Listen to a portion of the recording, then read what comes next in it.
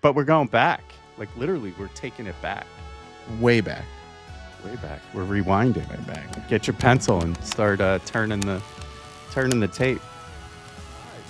Welcome into Raised on Rewind. This is what, episode 1. It's our maiden voyage. I know, right? We're going back. This has been a fun, interesting journey. How we end up here from politics, sneakers, chatting on a daily basis, anti-Semitism, all types of stuff, and we're here. At a crossroad. I think that sums up our generation as a whole. It's just chaotic, craziness, and survival. Exactly, it's pure survival. So yes, we are we are a millennial and a Gen Xer talking about things from our youth in this stage. Yes, as we both. You're in your 50s, right? Yes. Thanks for reminding everybody. Yes, I'm going to be 47 in a few months in June, and you are already in your 50s. So early, I'm hoping 50, early 50s. Yeah, I hope to make it to my early 50s. It's going to happen. I know it is because this podcast can't stop. So you have to make it. I mean, I'm banking on this, man. If you're alive, it won't stop. It's not going to stop if you're alive. I may not be. A couple more years. I think you've been through the ringer already with things you've done to your body. I'm still in the process of destroying mine. But that's what happens when you come from our generation. All the cocaine and the crack and the marijuana. We grew up on all the drugs, all the cool drugs that came from the earth. These other millennial, what are these Gen Zs and all that stuff? All they do is pop pills that are made in labs, or if they really want to get fucked up, it comes from China. I mean, there was Quaaludes. Quaaludes were pretty good. What's that? I was on the tail end of that. I heard what it was. That's a pill. It was good stuff, man. Back in that was more, I think, in the 70s. I think Quaaludes, and I think they went away maybe in the late 70s, early 80s. Probably have to fact check. But yeah, Quaaludes were good. You used to be able to get them. They were called Black Beauties.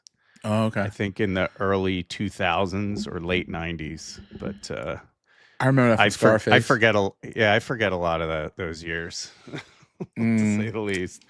Well, these years are here. It's just there's a lot of cool stuff that we did in our generation, and this is a podcast that pays homage to that in our own creative way. So today, yes, and speaking of homage, right? We lost a great one recently, a great one, a cultural icon for our generation. Probably the biggest meme ever created, like super meme. He was a super meme. Was he? Not a Superman. He was a super. Yeah, man. Chuck Norris, literally, you could make a meme about Chuck Norris about anything. Like Chuck, the jokes, the one-liners. I mean, come on. And he was, after school, the thing to watch. If you weren't, you kind of got past a point of cartoons. Yeah. So you were looking for something else. And wait, what did you watch from Chuck Norris after school? Because this is you're in that generation that kind of was consuming a lot more of his stuff, because I don't know why. Because I'm only familiar more with the Texas Ranger stuff, but I did a lot of research. I could go all the way back to 1965 with him. Oh no, 1940. I know when he was born. So in the 70s and 80s, he was like the leading action hero, right? Mm-hmm. Like, there was tons of action movies with him. I think you had what were the movies? You had like Lone Wolf McQuade, the whole Missing in Action series. Like that's where I started to recognize Chuck Norris as Chuck Norris. Like the Missing in Action series. Try and go back and watch them today, and it's just not good. But it has a nostalgic feel. And then from '93 on, you had Texas Ranger, like Walker Texas Ranger. So that's huge. I mean, those years, because you were past the cartoon era, and so you kind of needed something. And that was something. I got a tidbit of information that's kind of cool about Chuck Norris. You know what his actual name was, like his birth name? I don't. Carlos. Shut up. Really? Yes. Carlos. He was Carlos? born Carlos Norris. Yeah. Yeah. He was born on March 10th, 1940, one day after Biggie Smalls got shot. But, Biggie Smalls got shot in 1997 on March 9th. But that's the only date I could correlate it with. So I know there's something on March 10th that happened, and later, if anybody's out there in the comments or whatever, let us know. I can't remember off the top of my head, but I know something happened on March 10th besides him being born. He was part of the Air Force too. He joined the Air Force on his 18th birthday. Yep, and became a policeman in the. He was prepping for a career in law enforcement. He wanted to be a police officer right when he left the service, and this is how he got into martial arts. This is so cool. I took notes, people. While he was in South Korea, stationed there, he learned the martial arts from patrolling the streets, and was one of the things that he got into was trying. He had to break up fights and stuff. So they had the army base, and the locals probably pick a fight with a Marines or army guy, and he was like patrolling and had to break those things up because he was part of the security over there. He learned martial arts from these different, I don't want to say dojos or whatever, but he learned it by watching a bunch of people doing it out there, and he learned a method called Tang Sudo, and he mastered that, became a black belt, and progressed on to other things. And then by the time he got back into the States, he opened up a dojo. He learned all the karate and everything, and he started his own martial arts too. Yep. It was Chun Kuk Do, I think it was called. Yeah, how you pronounce it? Chun Kuk Do. Yep. That's later on. Yep. But is that after he broke into the movies? No, so that was in the 60s. That was before the movies. So that's when he started his professional martial arts career, and started winning championships in the 60s. So there was a big push, and in the 70s, I think that's when he started to break through. He met Bruce Lee, and he starred in Way of the Dragon. Very accomplished, yes.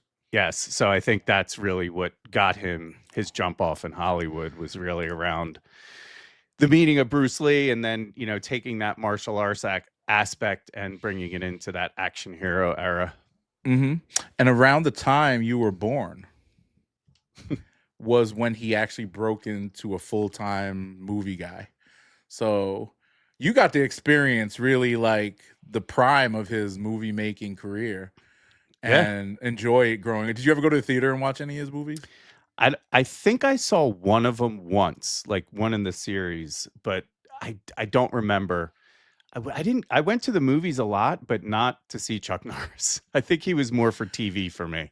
Yeah, me too. Well, I grew up in the era where his stuff was on, like Saturday afternoon movies, like not necessarily blended in with the kung fu flicks, but like as a feature, when they premiered movies, this before cable, people, like there was no HBO at this time, but there was, but people weren't like paying. I didn't have cable until 1992, and that's a whole other story. But they used to show these movies at night, and it'd be like one of these old Bruce Lee movies or whatever, or one of these Chuck Norris movies, or Clint Eastwood movie, you know what I mean? What's the other guy with the mustache? Mustache man. Yeah. Magnum with the big gun. Pause. Oh, Magnum PI? No, no, that's a TV show. But the Tom Selleck? No, dude with the mustache. That doesn't help. He had a gun. He had mustache and a gun. Wow. Yes. If anyone's listening to this, chime in. Oh my mustache God. and a gun. Yo, man, you know what I'm talking about. Dude used to be like an action star. He was one of the big ones. Oh, Charles Bronson. Charles Bronson, yes. Charles Bronson. He passed away? I think so, yeah. I mean, he passed away in 2003. You also have Clint Eastwood. I mean, Dirty Harry. My dad and I used to watch Dirty Harry. Those movies, like I prefer Dirty Harry over Chuck Norris, but Dirty Harry was just a badass. That era of movies, I just thought about this, was where the Wild West movies converged with like the street culture of the time, right? Like the gangs in the streets with the tight jeans and the jean vest or the leather vest fighting. These guys were either the guys in the gangs or fighting against the gangs. Remember they used to have those random fights walking down the street. The guy snatches a lady's purse, and then you go stop, and the guy would stop. He wouldn't keep running. He'd stop, and then they just he beat his ass, and then the purse is flying everywhere. And old school fighting scenes like that from that era, man, are just and in the kung fu flicks we could have a whole other episode about those, the way those things were orchestrated. Theater. But those guys used to do those types, and then the big ass guns that made no sense. Like 44 Magnum, just shooting it with one hand.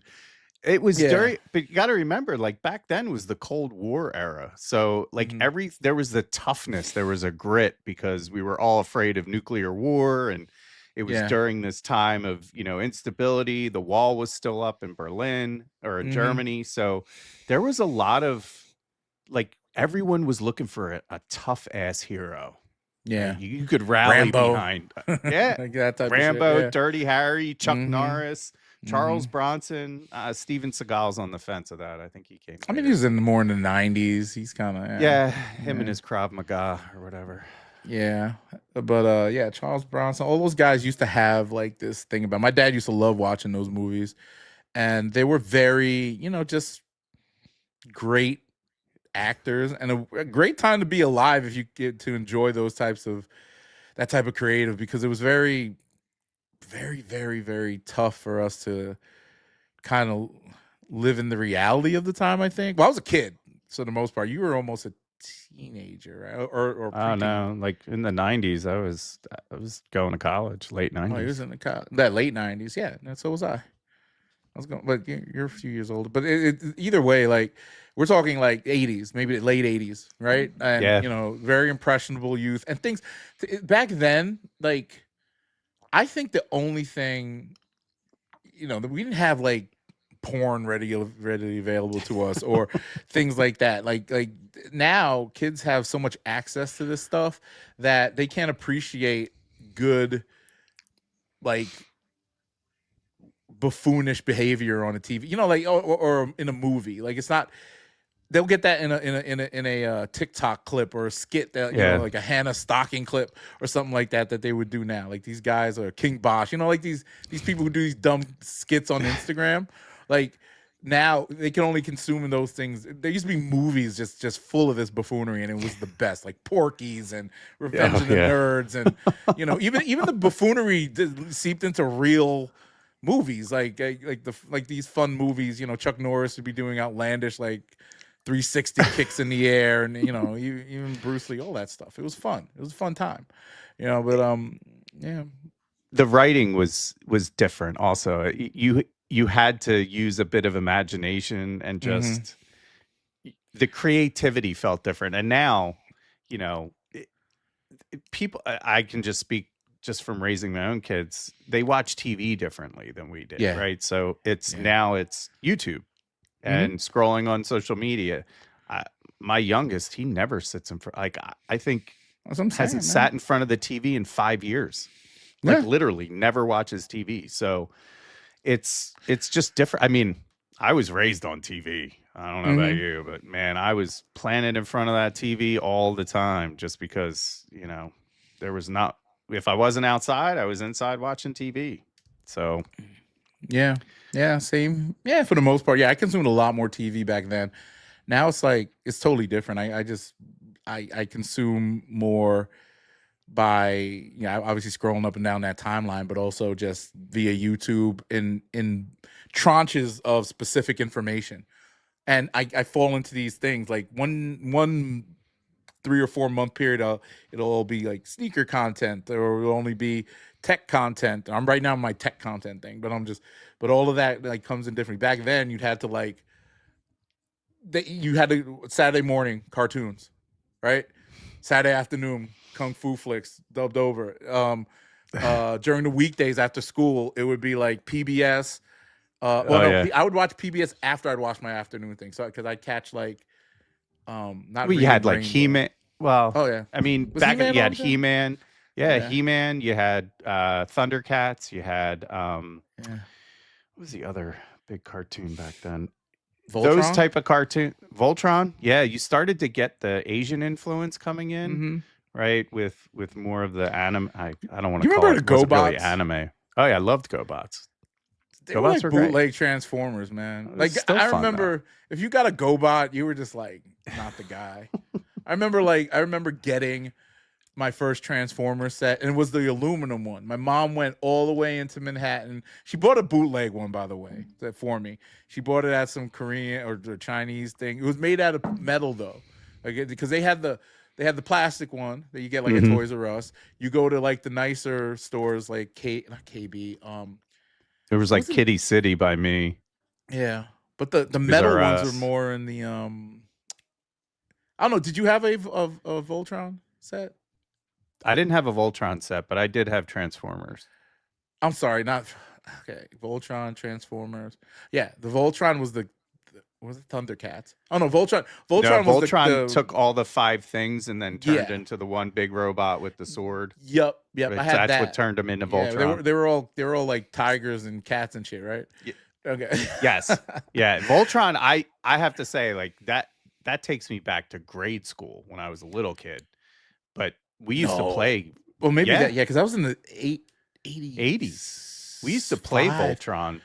So it really seeped into my generation too. Because I remember 86, 87. That's my earliest memory of toys, of having toys and stuff like that. But I remember my mom getting me a metal Voltron set, and it didn't. The paint chipped off, and I probably got could have got lead poisoning for it. But the paint was chipping off of it, and I used to play with that shit all the time, like deconstruct it, reconstruct it. It was so cool, and it was really heavy, and like and it had like the fangs. Remember the cats had fangs? Because it was like the cat with the helmet. Mm-hmm. Oh man. Man, Voltron was the shit. I remember like almost stabbing myself with those teeth on those things because they were all made out of metal. Like there was remember like cap guns and all that shit. You could lose a finger or cap a face. Guns. Jeez, I haven't thought with the red circle. Mm-hmm. But I remember kids like blowing up stuff. Like fireworks are accessible. We get them in the streets. We had BB guns. Yeah, BB guns, all that shit. Yeah, like the pump action 10 pump BB gun. I shot my friend in the head with one of those. I'm surprised you're not in jail. It just broke skin, but it didn't really do all that much. We used to play with gunpowder. Mm-hmm. Like I had friends that were that's what cap guns were, like, those little things. Yeah, but like real black powder for black powder guns. Like my friend his parents were into the Civil War reenactment stuff, so he always had black powder around, and we go sneak into his office and steal the black powder and just make the dumbest stuff. Like literally these little bombs or just, packing it in. Just crazy, absolute insanity. I mean, the toys we grew up with, think about it. They were all dangerous. Do you remember lawn darts?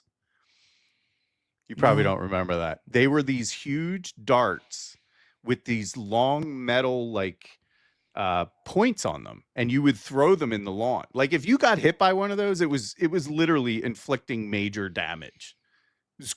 Like just crazy to think that these toys existed. And the clackers, do you remember that it was like the two balls on the strings, and you would go yeah I remember that, and it would clack. I mean, those were dangerous. Snap bracelets, remember snap bracelets? Yeah, snap bracelets. Sharp piece of metal covered with some like nylon. Yo, I remember when those things started to wear off, you could literally slit your wrist with them. They were that sharp when the metal got exposed. Because I remember that because they were so cheap. Like you go to get them for like 25 cents, and you slap it on your wrist, and after a while they start ripping. I remember I cut myself a few times with those things, man. And it wasn't bro. This is like the metal would rust, so you could get tetanus. You get all types of fucking diseases. We grew up in an era, man, that was just so fucking cool. Like bodily harm and all that shit was we just walk it off. We walk it off. These kids are so soft now, man. They just. But these cultural icons like Chuck Norris, right? In the 2000s, he had that resurgence because of the internet memes, where I didn't get that. I missed the whole meme culture around him. Like literally, if I don't know, I remember being a big nerd, but he reignited as a pop cultural icon, and I have to give him credit. He embraced it.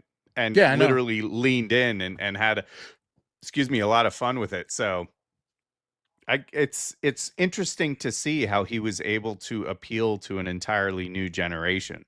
Yeah. And it wasn't for his movies, right? Like no one was going back being like, oh yeah, that Chuck Norris movie was great, or let me watch reruns of Walker Texas Ranger. That's what got me. I've watched Walker Texas Ranger, but I don't remember. I mean, I've watched random episodes. It was entertaining. The thing that got me as I did research for this episode was like, I'm not a Chuck Norris fan. I really didn't understand like his cultural impact. Past, him being in a couple of Bruce Lee movies, which I never watched Bruce Lee movies unless it was. I never watched movies. I don't know, but it's his cultural impact to me wasn't really there from a personal standpoint. So when I did the research and I found out how interesting he actually was, like the life that he led up, from up until the day he died, pretty much, he was a very interesting character. And we could talk about his politics. You could talk about his personal life, the people he knew, the people he engaged with. It's crazy. But the man was very intriguing. Anyone around our age, I'll speak for myself. The thing that stuck out for me the most, for a very specific reason, was late at night, the Total Body Gym would come on, and you'd see Chuck Norris and Christie Brinkley. All I needed was Christie Brinkley working up a sweat on that machine in her like leotard, and game over, man. I was good for the night. I would work myself to sleep. TMI. TMI. Yo, everyone is right there. As soon as I said it, everyone's right there. That's male. Well, I mean, doesn't have to be male, but you didn't have the scrambled porn on the cable box, I guess. I did, but this was unscrambled, and Christie was supermodel. Oh man, we're talking supermodel back in the day, and we're working out on that Total Body Gym. Let me look at this. Christie Brinkley. Okay, she's 72 years old. Sorry, she don't look bad. Total for Gym. 72. Total Gym. I just pulled her up. She don't look bad for her age. Christie Brinkley. I'm gonna look up these Total Gyms. So she had to be what, in her late 30s when this? I think so. Yeah. She was. Oh wow. Oh yeah, her and Chuck Norris. Yeah. Sexy as hell. Yeah. I mean. Oh wow! Yeah. Take it back in the day, like what I mean. Like it's clearly not up to the standards of highly sexualized content today. But she ain't no Sophie Rain. Lesser clippers, they're not hard enough. No, ain't no Why is there Sophie ads Rain on this shit? I don't know. You're probably logged into the wrong account. I am. I don't know. Oh yeah, she's older here, but yeah. I ain't gonna put the sound on. I don't want to get copywritten. And just it was when she would do the legs. This is the legs. I mean, for a little bird, yeah, she's got to be. She's in her 50s here. She's definitely in her 50s here. Yeah. You got to go way back. I mean, this is like Total Gym, man. She still looked good though. And when you're a teenager, like this was something. Whoa, there you go. See, like getting all kinds of ideas right now. You are, not me. I'm just, it's like, I don't watch my grandma working out. But you couldn't turn on the TV past like 11:30 at night without the Total Gym infomercials being on, and infomercials just, geez, they ruled the roost late at night. So, speaking of, like, I was thinking of, there was a couple more things about Chuck Norris since his he had a jeans line that he came out with that I didn't know that. Action Jeans. Yeah. I'll pull this up because it's interesting how this actually worked. So he partnered with a company that made denim. And the thing was, like, in his movies, he always rip his jeans because they weren't like good enough to, because back in that era you wear tighter jeans, right? And he partnered with this company to make what's called the Action Jean, which is crazy. Let me show you this. I never knew this. The Action Jean. The Action Jean. So yeah, they would be these jeans where he was able to do the kicks and everything. And let me see. Look at that. So he was able to do all the kicks and all that stuff, and they'd have different sizes. Look at this. See, this is how our generation, or we're fat fucks now. These pants went only up to a 42. Okay. Now at my biggest back in early 2000s, I was a 42. I mean jeans. Like like suits, I'm bigger. because you have to put it above your waist. So I can put jeans under my gut now, and I'm a 36, 38 around there. So I probably really am a 42 if I put it over my belly. But pants only went up to a 42 back then. And but I guess if you're an athletic dude for $29 too, that's actually pretty expensive. If you're athletic and you're size 42, you're a big dude. Yeah, he's sumo wrestler style. Yeah, those are athletic motherfuckers. And then they had their boy sizes and men's sizes. But yeah, he would be kicking ass in these jeans. And they in the aftermarket, because I had to do my research and figure out like what are they reselling for. A pair of these goes for some cake, yo. It's almost up there with that vintage Japanese denim type of shit. Yeah. Dang. Yeah. Yeah, it's like $4,000 or $5,000 for a pair if you have them. Because a lot of people didn't, people didn't think about saving this shit. It's not the same type of culture. You got to understand, people, like in our day when we were younger, and the adults or the people with like money and collected stuff, they only cared about shit like baseball cards, maybe. Like baseball card collecting just became a thing back then. People didn't think about collecting stuff unless it was bigger things like cars or like art and statues. And it was more for affluent people. And then when regular people just started saving bullshit like comic books and baseball cards and all that, it became a thing, like a culture thing. Remember old X-Men comics? I used to collect those. I never collected comic books. I was never a comic. I collected baseball cards, and baseball card collecting. I remember it in the 70s. We used to flip baseball cards, flip for them. So now these kids like lock them up in fucking plastic and shit, and don't get a fingerprint on it. I'm gonna back then you wanted that freaking stale ass piece of gum. After you unrack the Tops pack, man, like that smell, that powder on that pink piece of gum. Oh man. Man, I love that shit. And you didn't care. Like, you could have the Mark McGwire rookie card right?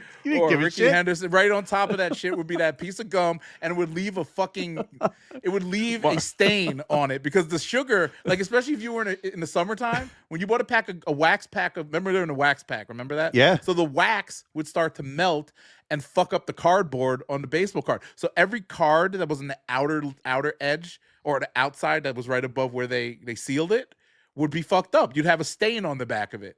Or the gum, they put the gum right in the middle of the card. So if it was warm out, if the gum was moist still or got moist, it would leave a stain on two different cards. Now imagine if you got a rookie card or whatever, it'd be fucked up. And that's why that era, even though I remember collecting back then a bunch of cards. They mass produced baseball cards. I think from like the 80s all the way up to like the mid 2000s, maybe. Sorry,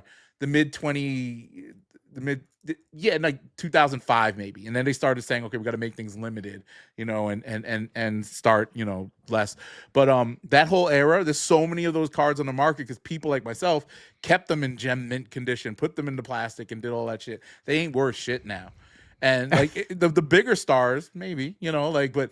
You could get that era of cards, because there's so many good condition ones or decent condition ones out there for good money. Nowadays, they have the limited editions. You get one of ones, all that type of shit. People, jump off a cliff to get these. But yeah, but it was such a great time because you cherished like those cards. Like you said, you flipped them with your friends. Yeah, man. And you used to go to the like 7-Eleven and pick up a pack. Right, like you didn't have to go. How to much a were they? specialties. Like $1 or a quarter? Like $1.99. I mean, something hell, cheap, the convenience store was just. It was wonderland. Like literally, you could have your mom or dad send you into the convenience store to pick up a pack of cigarettes. My dad's in the car. Yeah, he needs a pack of smokes, and they would give it to you. Like, it was a good trust. They didn't give a shit.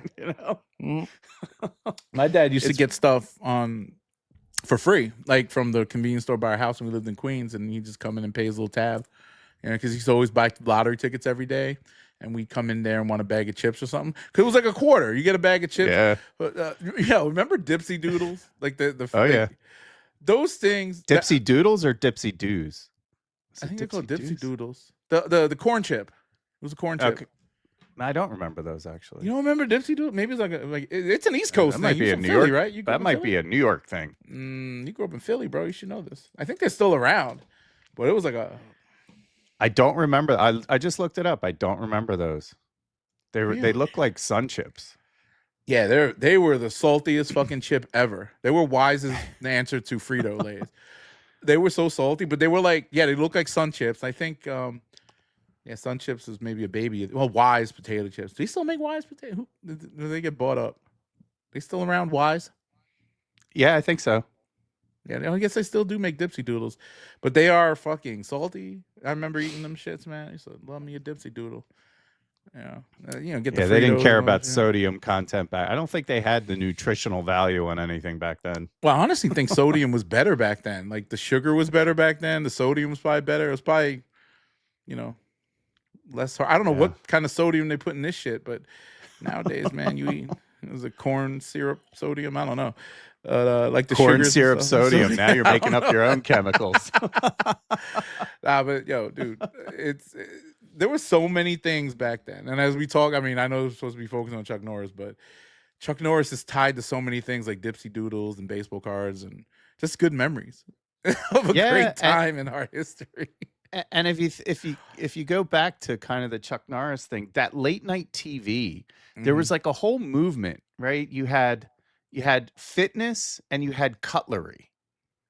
So you were either chopping something in the kitchen or you were working out. Oh, yeah, like Cutco knives. Oh man. Every year I had a friend of mine that would walk around the neighborhood trying to sell those freaking Cutco knives. My wife sold them. Door to door.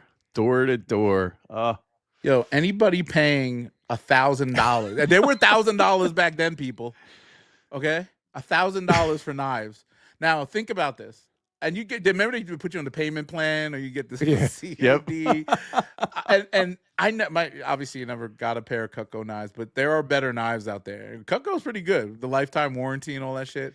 But at the end of the day, man, there's better knives. Those Japanese knives are better. But Cutco and then you had the Ginsu movement, right?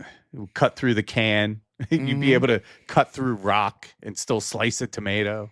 Wow. Yeah. I remember the Encyclopedia Britannica. What was the other one? The one with all the picture ones. I know Britannica had words and pictures. What was that? What was the picture one? Oh man.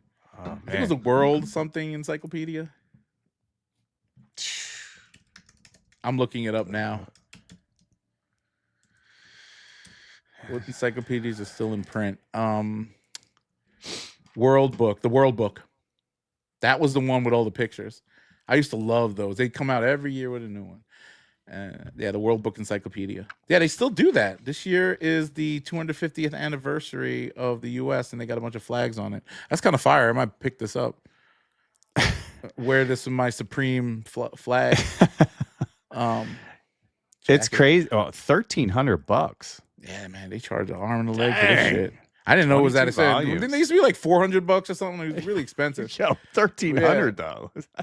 Yeah, but they used to have pictures. I used to read these cover to cover in the library. Like I just go play with the thing.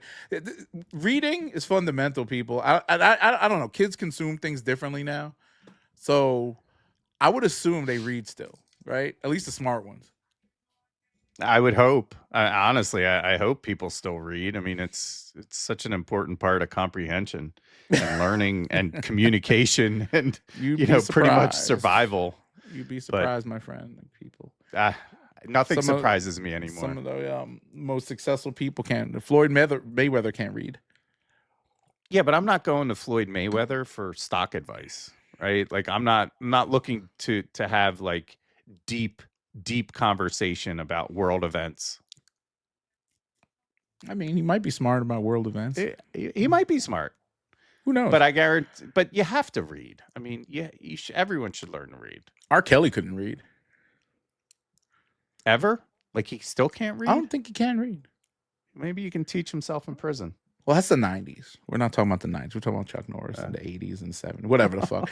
There's a lot to go off of there. But that was an era of action heroes, though. I think we grew up with some very influential, tough I want to say men, because you didn't see very many female action heroes. I mean, there was Wonder Woman, but she was kind of lame. You're crazy. I Linda mean, Carter, man, she was in that easy on the skimpy eyes. little outfit. Oh, See, you looking at it from that perspective. I'm looking at it like, man. was you kicking some ass? So She kicked some ass. So wait, okay. So there was Christopher Reeves, Superman. That was in the 80s, right? Late 70s, I think the first Superman came out. 79, I think, right? Maybe 79, 80. Yeah. Those Flash Gordon, I remember that. That was sort of a meh. Rocky. I mean, Rocky, nah, maybe no. Yeah, Rocky came out in 79, 80. Oh, there was a girl here. I don't remember this movie. Legend of Billie Jean. What's that? Oh, I love that movie. She got topless in that movie. This guy remembers all the dumb. That movie was on TV all the time. Legend of Billie Jean. Yeah, because she had that Pat 1985. Benatar song in there. Oh man, I remember this movie, but I don't. I remember. And she the wore character. a wetsuit top. Yeah, like I'm she looking cut at the the joint sleeves right off now. and wore the wetsuit top. Yeah, Oh I'm looking man, at the joint right here. That shit right here, the green. that was. Yeah, she's bad. Those yo. were. Yeah. She was, and she had long hair in the beginning, and then she cut all her hair off, and she was like all badass. So Howard the Duck too. Remember Howard the Duck? I never. Yeah, I remember that movie. I didn't love Howard the Duck. I know, I understand the cultural aspect of it, but I just didn't. Wasn't love it the movie. first interspecies sex scene? He had like sex with a girl, like a human woman in the movie. Was it? That Duck movie Man. just Duck Man. didn't. Duck Man. Yeah, you got weird. You got Weird Science, right? With Kelly Weird LeBrock. Science. Yo, I gotta go. Yo, I had the biggest crush on her when they. Yo, see, one thing about '80s movies, yo, they were borderline like X-rated. Yeah, like everything except the penetration. I remember when they made her in the thing and she came out naked and they did this slow mo. I remember. Oh yeah, vividly. Like she was all like wet and shit, and they slow mode all the way down. You saw everything. Like it was crazy. This as long as you didn't. They changed the rules though. But now, I mean, by then I was watching my own, adult content. So it didn't matter. Like it didn't matter. I saw other women in the buff. But still, it was super risque back then, and even was it just the language? Yeah, I think so. Like, it may have not been deemed that way, but I was exposed to all that at such a young age. It became normal. Like I was talking the other day on the other podcast about like my dad would sit in the barber chair reading Playboys, and we'd be sitting right next to him. I cut all of that out, bro. You didn't even notice. I cut that all out. Oh, like, so this is a little sketch. But yeah, I mean, I feel like we grew up around that type of content an awful lot. I mean, those movies were so great though. Like Real Genius. You remember Real Genius with Val Kilmer? Oh man. No. I think so. Classic movie. So, and I go back and I'll watch some of these because Catherine hasn't seen a lot of the kind of old movies that I grew up in and grew up with, and I'll go back and make her watch some of them. Like Dr. Detroit. Do you remember Dr. Detroit with Dan Aykroyd? Cannonball Run. Yep. With Dom DeLuise. Big Trouble in Little Chinatown or something. Yeah, that was good. So just good Steed. stuff. Jake Steed was a porn star, wasn't he? Was he? Yeah, this is Jake. He was a black guy. You probably didn't watch black porn at all. Yeah, this is Jake Steed. Yeah, this is an action movie though. Like this guy, I don't even know what that is. He doesn't look Jake black. Steed. No, but this is the movie. That's where you got the name from. The porn star got the name from here. I actually don't remember that movie at all. Neither do I, but it's a classic according to this. 1986. Yeah. Yeah. What other movies? Like you also had, the Monty Python era, Mel Brooks, and Spaceballs. Spaceballs wasn't Spaceballs in the 90s? 90s, but I'm going back further, like older Mel Brooks, like History of the World, Blazing Saddles. Like Blazing Saddles is one of the best. What's Three Amigos? Was that That wasn't that was Mel the Brooks. 80s? No, I'm just saying. I'm just was asking when it was. Dan late Aykroyd 80s. And, Yeah. Dan Aykroyd, Steve Martin, and Martin Short. Not Dan Aykroyd, Chevy Chase. Chevy Chase, Chevy 1986. Chase, not Dan Aykroyd. Interesting how that cultural appropriation. So the term cultural appropriation is only like more current. It was Martin Short, by the way. Yeah, Martin What did I Short, say? Chevy Chase. I think you said Dan Aykroyd. Or I said Dan Aykroyd. You said sorry. Dan Aykroyd. I'm sorry. I'm wrong. You're right. But he was in that movie, wasn't he? He had to be in that No, movie. I don't think he was. Or was he was one of the doctors, because then they did an homage, I think, to Spies Like Us. So there was a scene that crossed over in Three Amigos from Spies Like Us when it was like doctor, doctor, doctor, doctor. Oh, no, he wasn't in this movie. R.I.P. to John Lovitz, though. He was in there. Did he die, John Lovitz? He's been dead, bro. Really? Yeah, he died Where years have I ago. been? I might be wrong. I might be wrong. I mean, you got to, although. No, I think I'm wrong. He's still alive. Yeah, I was going to say, I don't remember hearing about that, but I'll go with it. No, what's his name died? The Belushi, Jim and John sorry. Belushi. I get them confused sometimes. But the one scene that really sticks out, like Airplane was such a great movie, but when her boobs came flying out when the plane was going down, I mean, come on. Back in the 80s, Airplane, you don't remember the movie? I remember Airplane. I have to revisit, but I don't remember that scene. I wasn't so focused on titties back then. Well, clearly I have a problem. I was. I don't know if you had a problem. I think you're just a healthy young man who had a high libido at that time. I was overweight when I was a kid, so I probably didn't have like the sex drive of a regular. Does weight have to do with hell something? Yeah? Does it? Dog, we peaked. I think when I was, I was in my no, I'm not peaking anymore, but I think when I was in my early 20s, I peaked. Maybe not early 20s, maybe late 20s. But those movies, I think they maybe increased the libido. I mean, you had some great other movies, but Caddyshack, Coming to America. I made Catherine watch Coming to America the other day. She never seen Coming to America? No, she saw it, never sat the whole way through. But she doesn't really love, like, she's not into pop culture in that way. It's bizarre. She was just raised very different. So yeah, I could tell. She's a little Southern Baptist, man. They got their own. They have a different culture, though. You should just see how was it watching early Joel Osteen or Jimmy Wayne Swagger, whatever that. Yeah, the guy on TV. She probably know all about that shit. Yeah, all that shit. Jim Baker. Ask her about them Southern Baptist churches on TV or that would be a fun topic of conversation for a future episode. Talking about all the TV evangelists that we grew up with. Them. Yeah. Oh man, like when Tammy Faye was crying when they got charged with what was it, racketeering or embezzlement. I mean, that was just prosperity churches. TV. Yeah, you need to start a prosperity church. Get some of that bread. I could preach. Preach on. I could spread the word, but I wouldn't make any money because I would actually speak the truth. But yeah.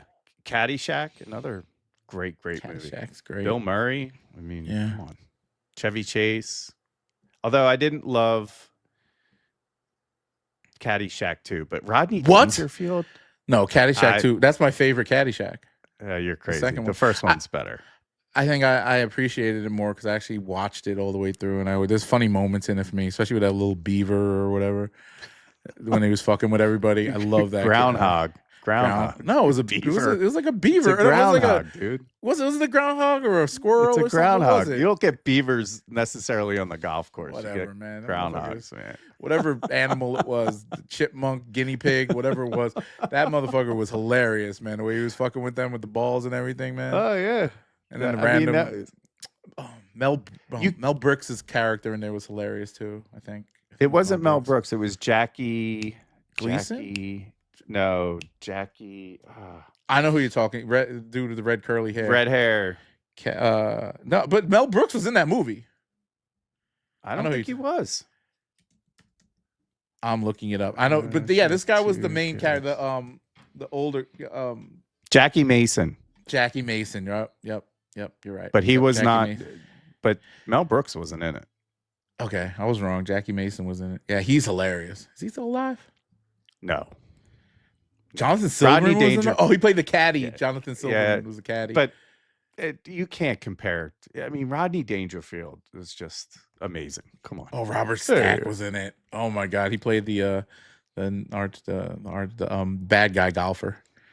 Randy Quaid. Man. Randy Quaid was hilarious in that movie too. Yeah, I'm watching Caddyshack tonight. I'm gonna watch that shit tonight, bro. You should totally watch it. You should. I would love old Hollywood, man. Like this is the era of like when you could do whatever the fuck you wanted, bro. Shit. We just grew up on great. I mean, think about the cultural movies that literally inspired our generation. You had Back to the Future, Aliens, like when Sigourney Weaver was, sexier maybe. There we go. Sexier. Maybe. Predator. When Predator came out, a decent, yeah. And Breakfast Club, Ferris Bueller's Day Breakfast Off. Club was dope, man. Molly Ringwald, man. Did you like Molly Ringwald? I did, but I liked the what was her name? The weirdo, where she would shake her hair out and I was more into that. I forgot her name, but I know who you're talking about. She was in that movie. I'll pull her up. Stand By Me, Dead Poets Society.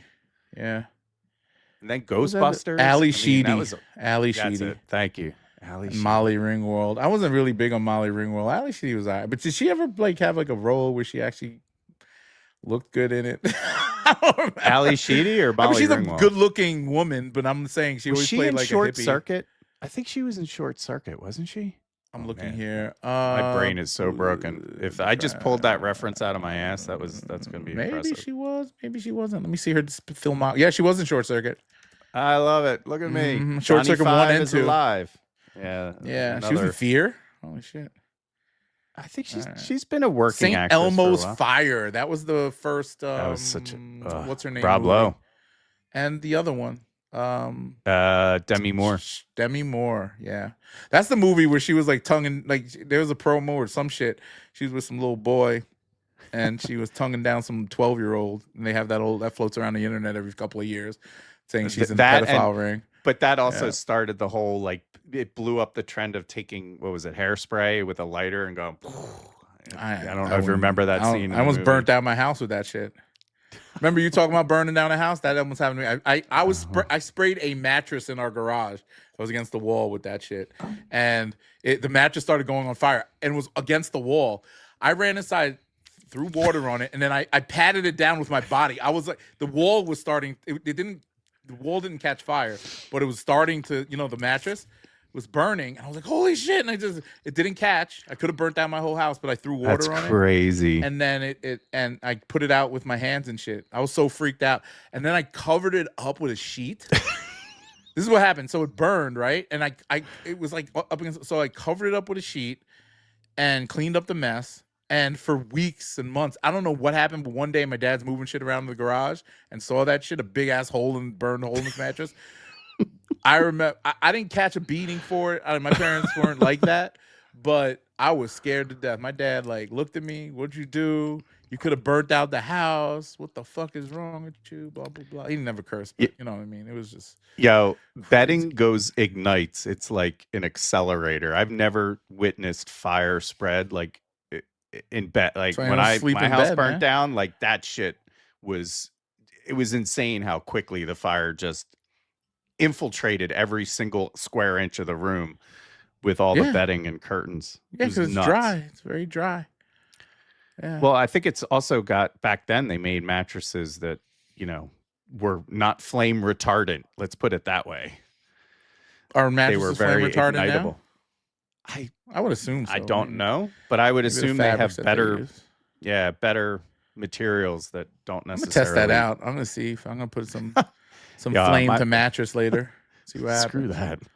Burning after my house burnt down, never again, man. That's one of the worst things to live through. I know what you're saying. It sucks. Sure. Yeah. It does, man. Anyway. Let's wrap it up because Chuck Norris. Yeah, Chuck Norris. What a great legacy and brought back many memories of the youth. So check back with us next week as we talk more about it. I mean, this is the first episode. We're just trying to figure out things. But this was a great talk about Chuck and his history. leave us some comments about Chuck in the in the comment section. Your favorite right? Chuck Norris movie, and let us know your favorite 80s movie. Your favorite to the 80s real movie. fans. Yeah, to the real fans. And ideas. Look, we're always we can't remember everything that we did. We were so like, it was the 80s, people. A lot of cocaine, a lot of weed, a lot of uppers and downers. So, you know, when I was like 8 years old, man, I was strung out. So I don't remember a lot from that era. I don't. Not the 80s, at least. The 90s, a little more. I was a little straight edge in the 90s.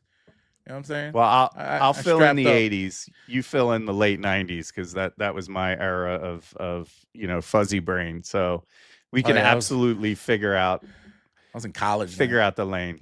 Yeah, 90s, bro. Ooh. Yeah, I went straight edge in the 90s, late 90s. So had to sober up.